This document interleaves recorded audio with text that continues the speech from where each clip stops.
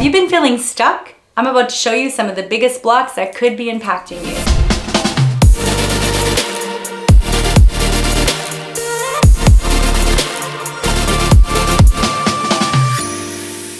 Hey, today I want to take some time to talk to you about some blocks that could be really impacting how you're showing up in your life and maybe making you feel stuck. And if you're not feeling stuck, great, I love that for you. I'm still going to invite you to watch this video because there might be some concepts that I talk about that you can use at another time in your life. So just take them and put them in your back pocket. So let's get into it. Block number 1 is perfectionism. What is perfectionism? Literally, it is an elusive concept of trying to achieve some unrealistic standards and make everything super flawless, and at the same time, it is very subjective. What do I mean by that? If I were to ask you, what do you consider to be perfection? And you ask me, and then we go ask a bunch of other people, what we're gonna come to find is we don't all have the same point of view of when it comes to what we consider to be perfect. And so from this concept, I want you to understand that perfectionism, actually the danger in that is that it stops you from taking any steps, taking any risks. Actually, you can't take risks if you are stuck in perfectionism, because risks mean that it might not go, right? And it's gonna be messy. And what tends to happen when we're viewing things through the lens of perfectionism is we can end up having a lot of fear of failure, we can end up procrastinating, all of these things that are just really impeding your growth and being the person you want to be. And so what I'm gonna invite you to do is ask yourself honestly, we're gonna be really honest here, where in your life have you found yourself to stop yourself from trying to do something or to create something because of a fear that it wouldn't be perfect? And then I'm gonna invite you to start to take some steps and really just challenge this mindset to allow yourself the space to grow and be a human, because that's what it is. Being human is all about being messy. And so growth is messy. So I'm gonna invite you to just sit with this question and then look in your life and ask yourself, maybe you've been wanting to do a certain thing, but you're afraid to do it because it wouldn't be perfect right off the hop. And I'm gonna challenge you to start to take the steps to do this. Block number 2 is, what is your relationship with failure? Yes, perfectionism and failure tend to go hand in hand because we have this deep innate fear that we're gonna fail right off the hop. And what I'm gonna invite you to do is to look at failure as a first attempt in learning. That is literally what fail means to me. And I want you to take this mindset if you'd like to have it as well. And I'm gonna tell you something really fascinating. All throughout history, there have been many different examples of public figures who have had adversity and many failures and setbacks in their life. And one particular person that I want to talk about is Michael Jordan. Did you know that Michael Jordan was cut from his high school basketball team? Yep. Look it up. He was cut from his high school basketball team, and yet he didn't take that quote unquote failure to mean anything about who he decided he was going to be. Instead, he forged the path and he allowed himself to fail, and he was able to create the life that he created.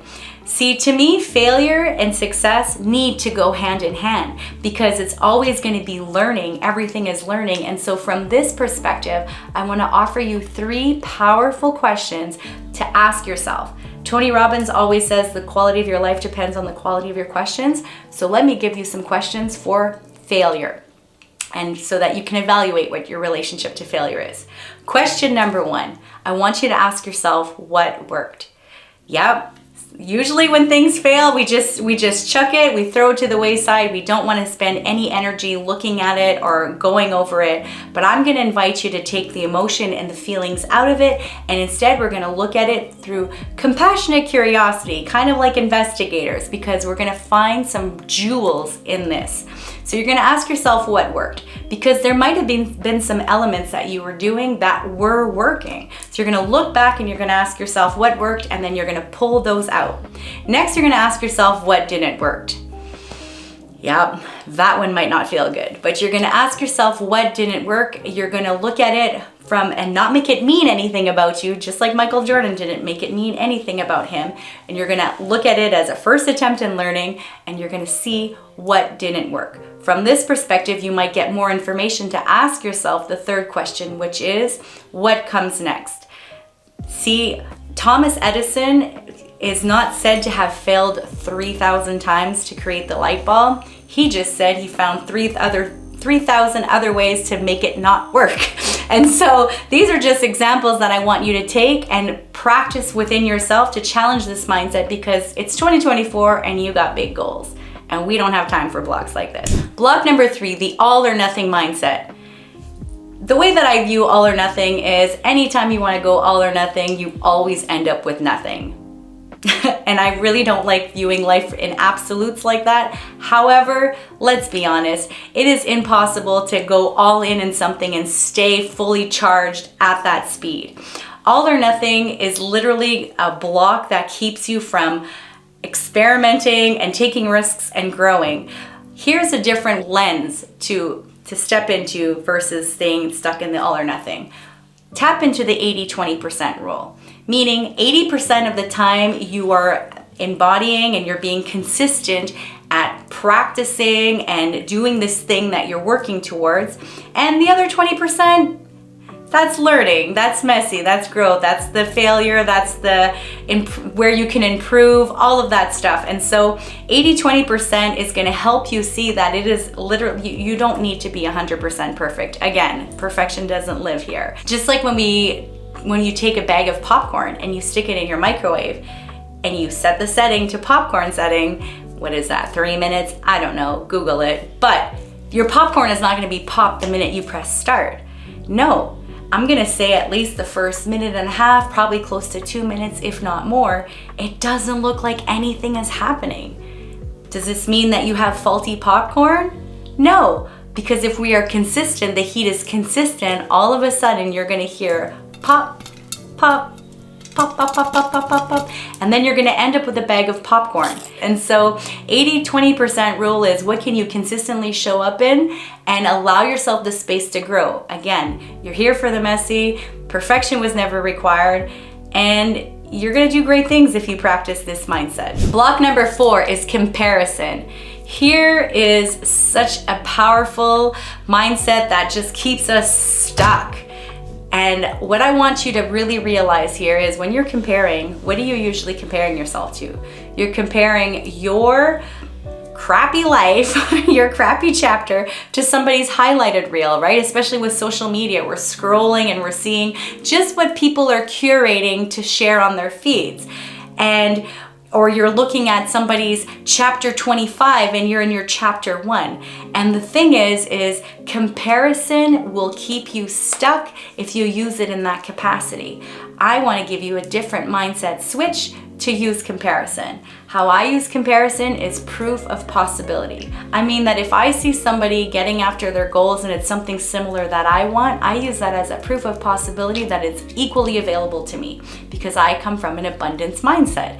And so lack mindset makes you think that because somebody else has something, you can't have it, where abundance mindset says, there's enough to go around for everyone. But when you're looking for the proof of possibility, allow yourself to believe that if somebody else is doing it, you can do it too.